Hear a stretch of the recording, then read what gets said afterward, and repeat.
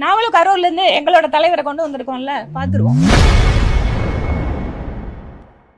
கரூரிலிருந்து கோவைக்கு திமுகவினர் ஆட்களை இறக்கியுள்ளது குறித்து செய்தியாளர் எழுப்பிய கேள்விக்கு பாஜக எம்எல்ஏ வானதி ஸ்ரீனிவாசன் பதிலளித்துள்ளார்.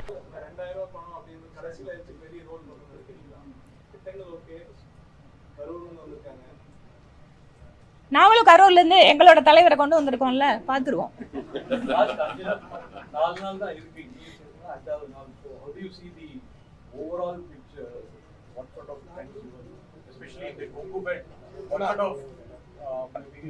தமிழ்நாடு முழுவதுமே நம்முடைய தேசிய ஜனநாயக கூட்டணிக்கு ஒரு நல்ல ஒரு அலை கிரவுண்ட் லெவல்ல ரொம்ப கம்ஃபர்டபுளா அது உருவாயிருச்சு.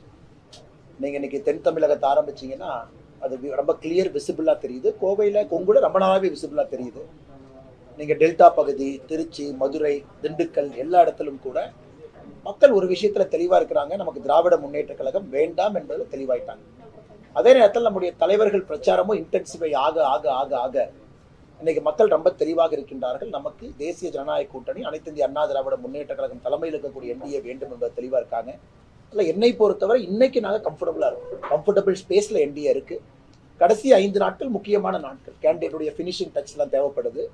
இன்னைக்கு வானத்தியக்க களத்துக்கு வந்துட்டாங்க. பேசிக் 1 ரவுண்டு பிரச்சாரத்தை நம்முடைய தொண்டர்கள் அனைத்து இந்திய அண்ணா திராவிட முன்னேற்ற கழகம் எல்லாமே முடிச்சுட்டாங்க. அதனால எல்லா இடத்திலும் கூட நல்லா ஷேப் அப் ஆகி ரொம்ப சிறப்பாக வந்து கொண்டிருக்கேன்.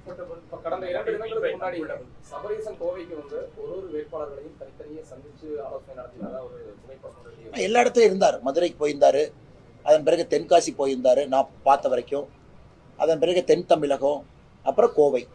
இப்போ பிரச்சனை என்னன்னா, சபரீசன் அவர்கள் போகும்பொழுது அரசு இயந்திரம் கூட போகுது. உதாரணத்துக்கு தமிழ்நாட்டினுடைய இன்டெலிஜென்ஸ் ஆஃபீஸர்ஸ் கூட போகிறாங்க. ஒரு டிஎஸ்பி போகிறாங்க, ஒரு எஸ்பி இன்டெலிஜென்ஸ் போகிறாங்க. அவங்க கூட ப்ரீஃப் பண்ணுறாங்க. இவங்க அங்கே போய் வேட்பாளர்கிட்ட பேசுகிறாங்க. ஏன்னா ஒரு பொதுக்கூட்ட மேடையில் கூட முதல் முறையாக ஸ்டாலின் அவர் பின்னாடி சபரீசன் உட்கார்ந்ததை நீங்கள் பார்த்தீங்க 2 நாட்களுக்கு முன்பு. அதனால் அவர்களுடைய பயத்தை தான் காட்டுது. அக்கா சொன்ன மாதிரி இன்னைக்கு சபரீசன் களத்துக்கு வர்றாங்க, இவங்க வர்றாங்க, அவங்க வர்றாங்க, பெண் டீம் எல்லாம் வருதுன்னா அவர்கள் தோற்கப் போகின்றார்கள் என்று தெரியும். எனக்கு இத்தனை காலமாக களத்துக்கு வராத ஒரு சபரீசன் யார்? அரசியல் தலைவரா? மக்களுக்கு அக்கௌண்டபிலிட்டி இருக்கு. அவர் ஒரு பிரைவேட் ஆர்கனைசேஷன் ரன் பண்றாரு, முதலமைச்சருடைய மருமகன் என்கின்ற போர்வையில் வர்றார். இதுல அரசு இயந்திரத்தை பயன்படுத்துவதை கண்கூடாக பத்திரிகை நண்பர்கள் நீங்களும் பாக்குறீங்க, கூட அவங்க வர்றவங்களை பாக்குற ஏர்போர்ட்ல ரிசீவ் பண்றாங்க எல்லாமே. செய்திகளை உள்ளது உள்ளபடி தெரிந்து கொள்ள ரெஃப்ளெக்ட் நியூஸை சப்ஸ்கிரைப் பண்ணுங்க.